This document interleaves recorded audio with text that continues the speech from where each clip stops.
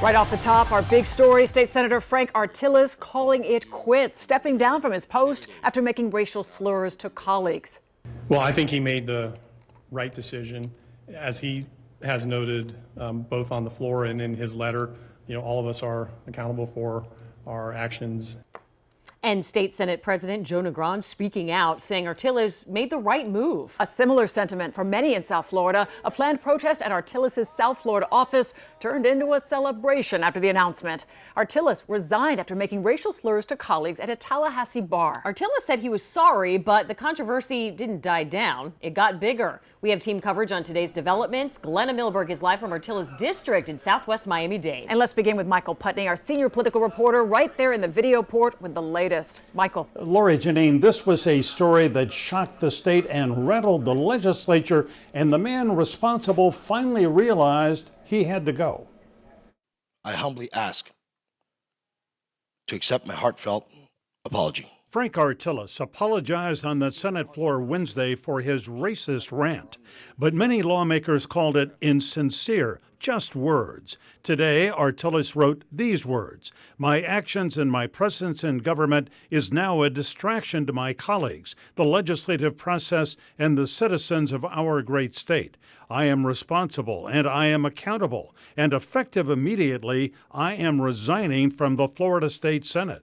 Senator Perry Thurston of Fort Lauderdale was there when Artiles used the N-word with Senator Audrey Gibson. Senator Gibson gets up, I get up, and she says, "Did he just say the N-word?" And so I asked him, "Did you just refer to them as the N-word?" And he says, he says, "No, you said the N-word with an ER. I said the N-word with an A." So I said to him, "Do you really think that makes any difference?"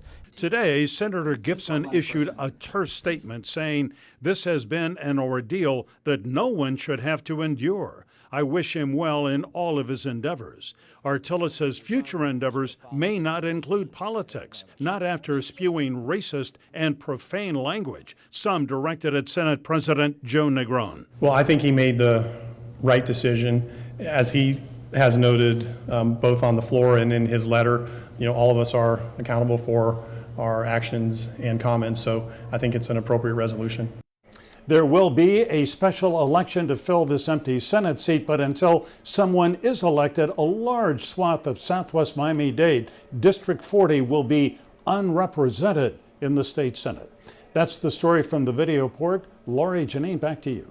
And Michael, our team coverage moves now to southwest Miami-Dade, where local leaders are speaking out about the sudden resignation. Glenna Milberg is right here. And Janine, they're also taking credit for it. Clearly, the power of the people and protest in this district forced that resignation.